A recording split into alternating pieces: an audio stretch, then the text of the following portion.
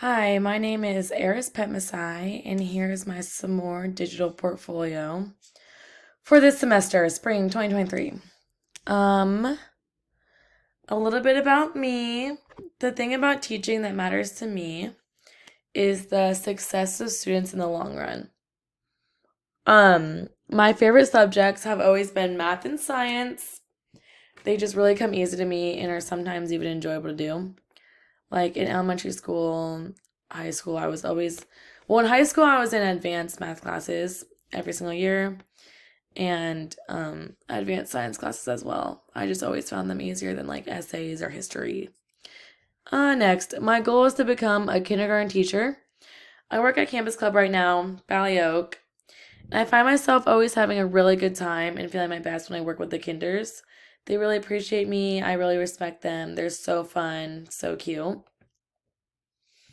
Um, and then the next thing is that my three highest scores for the intelligence survey were musical, social, and body, which I really feel like I do incorporate all three of these because I used to be a dancer for 10 plus years, quit that, but that definitely showcases my musical capabilities. Social, I feel like I am definitely a social butterfly. I'll talk to anyone and everyone. I love surrounding myself with people. I don't like being alone. I thrive in social settings. And body, I'm very aware of my body. I feel like being an athlete, like I said, I danced for 10 years.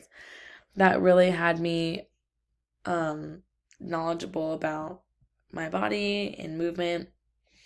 And when I go to Campus Club, I do a lot of physical activity with the kids, like playing outside games or dancing with them. And then my three lowest scores were nature, language, and math, which I disagree with the math one, but nature and language, yeah, no, I don't really like nature. Here's my teaching philosophy statement. When it comes to being a good teacher, there are some important qualities one should possess. Such qualities include determination, organization, and caring, which should be incorporated into the classroom in order to have a productive teacher along with their growing students.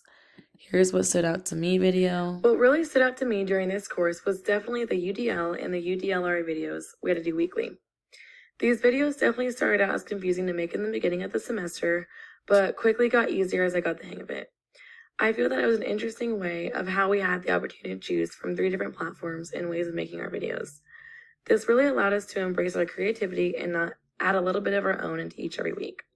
By doing these, I also feel that I've learned a lot.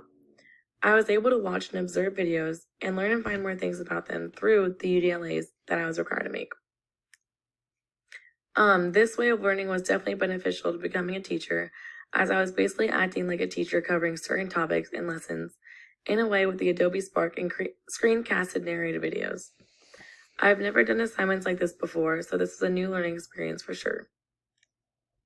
Overall, I feel like every student was able to get a good grasp of what they were learning and talking about, since they had to know how exactly to answer the weekly prompt questions in order to teach and demonstrate it in some kind of video or written paper. Okay, next was the UDL blended reflection.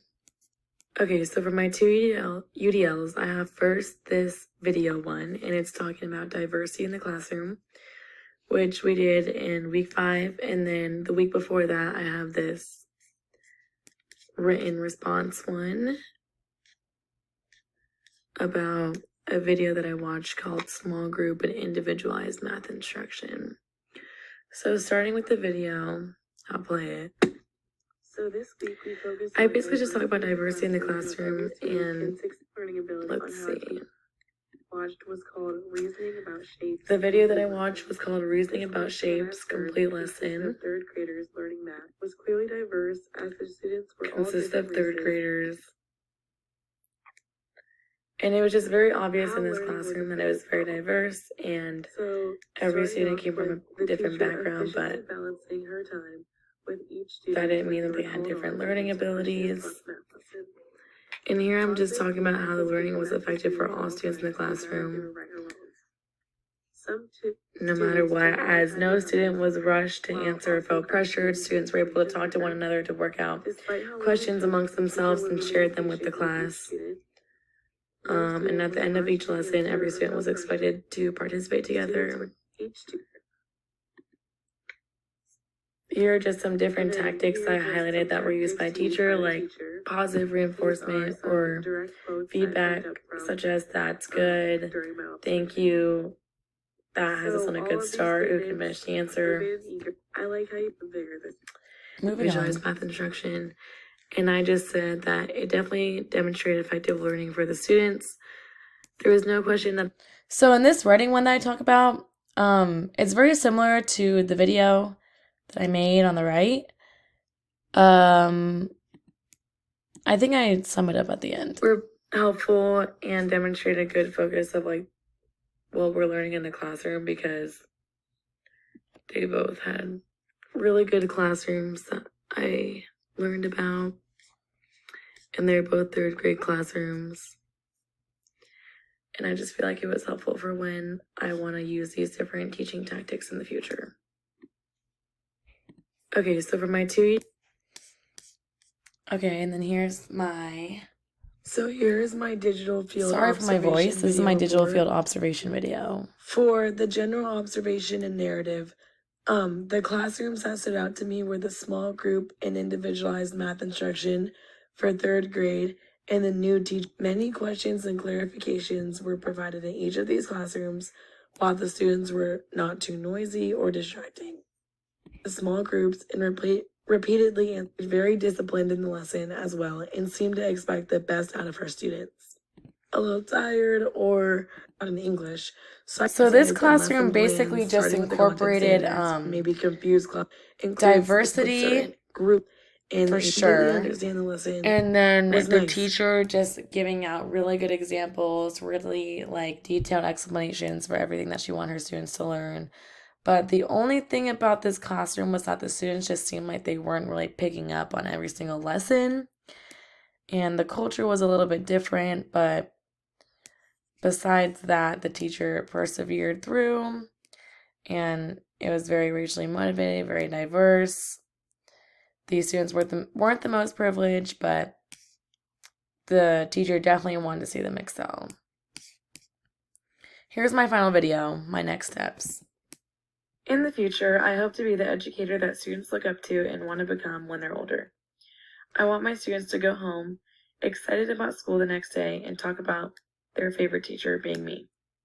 I will hopefully make a positive impact on their lives each and every day, whether it's school or just life related. I hope to shape their growing minds and help develop them into strong working ones that don't give up and are willing to persevere and move forward at all times. What I teach and show in the classroom is something that could potentially stick with the student for the rest of their lives. I want them to look back on their elementary school days and think about my classroom and think to themselves that they're glad they learned something that day. By being a part of this class this last semester, I was definitely able to get some beneficial insight to what it really takes to be a successful and leading teacher in the classroom. I just want to take the lessons and prompt questions that we received every week as guiding ways into my future classroom and role as a teacher for my students. Lastly, I just hope that my students will work toward their goals and that I'm a part of and play a role in them doing that and ultimately getting to where they want to be in life. Looking back at the different UDLs and UDLRAs that we have accomplished in this class have definitely given me good examples of effective classroom management for students and teachers. I have seen how teachers run their classrooms in inclusive and meaningful ways. I have also seen how students respond to the different ways of teaching and the way the classroom is organized. I will take these examples with me in the future and keep them in mind for when I am in control of my very own classroom and set of students. Personally, when I look back on my elementary school days, sometimes there are some really memorable moments which I want to be a part of for my students in the future. Okay, and that is it.